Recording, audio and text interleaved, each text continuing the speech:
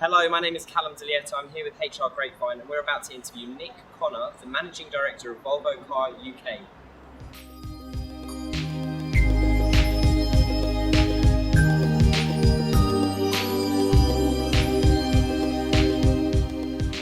Okay, well, firstly, thank you for taking the time out to speak with us. Pleasure. And, as we all know, Volvos are very, very safe. They're renowned for being very safe cars, but how, as your emphasis on safety, how does that translate into your employee welfare?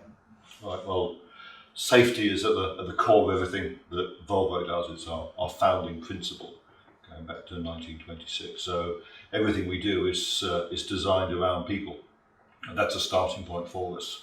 So that's where we start from. Everything we do is designed to make people, or take care of people, and to provide the safest possible working environment and conditions for them. We have a reputation that's built on safety in our cars, in our factories, in our working environment too. And because Volvo cars are so safe, what do you do to ensure that your employees are driving these cars, I guess, and not a less safe car? Absolutely. Well, we're always very happy to see our employees driving our cars. We have what's called an employee car ownership scheme, which basically means that we provide cars to our employees on favourable terms. They buy them through our partner finance company, and it extends both to employees and their immediate families.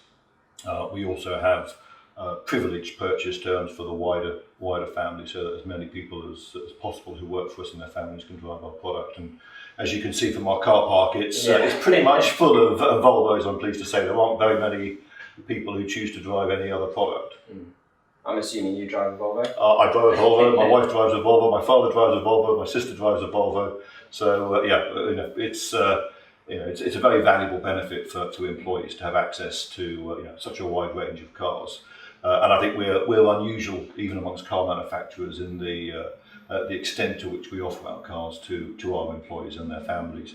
And basically people have pretty much free access to cars within the range. We do put limitations on the engine size, particularly for younger drivers, to make sure that young people aren't driving inappropriately powerful cars. But beyond that, a 25-year-old can drive our largest car, the XC90, or they can choose to drive the V40, which is our safest car.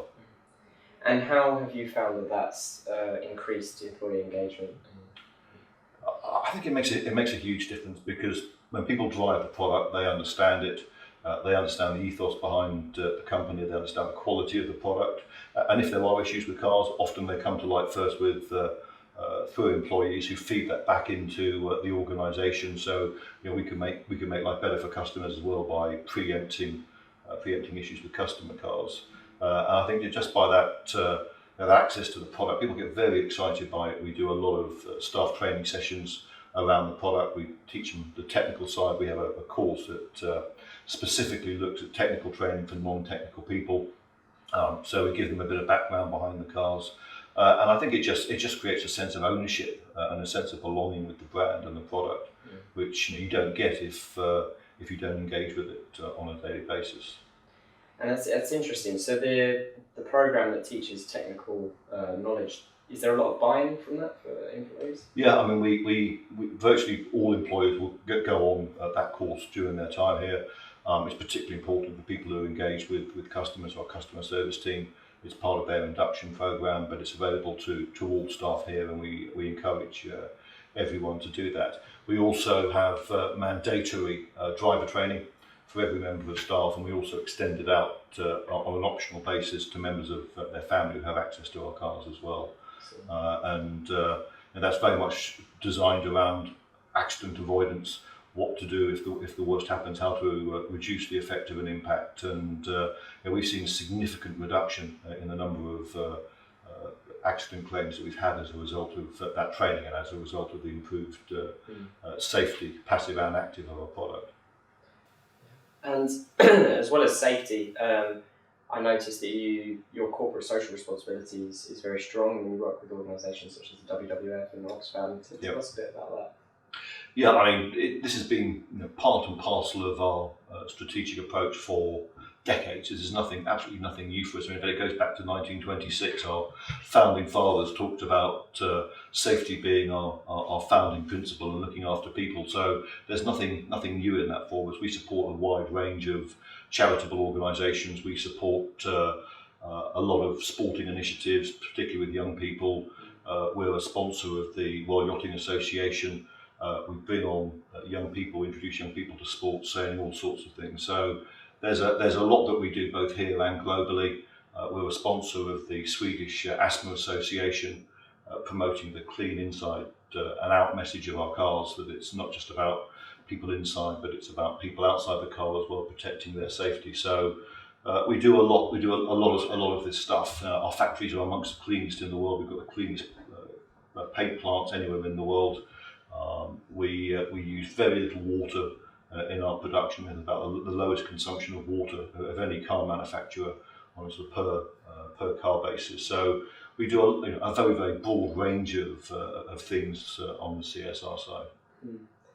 And why are those CSR initiatives? Why are they important for your employees?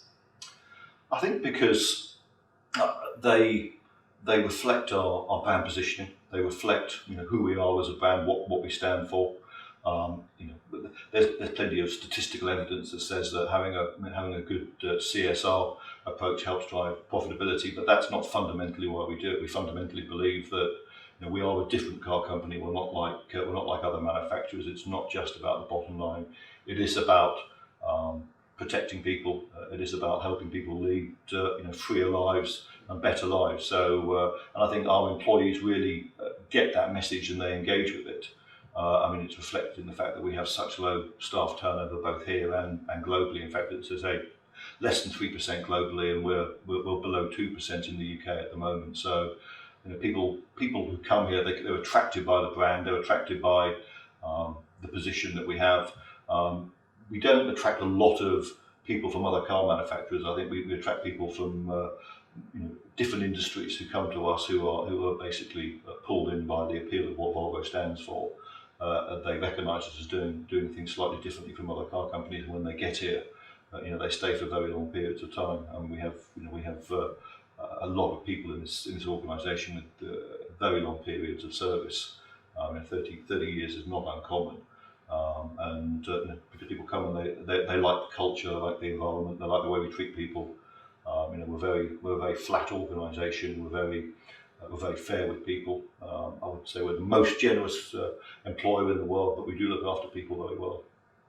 That's good, and that's what keeps people. Yeah.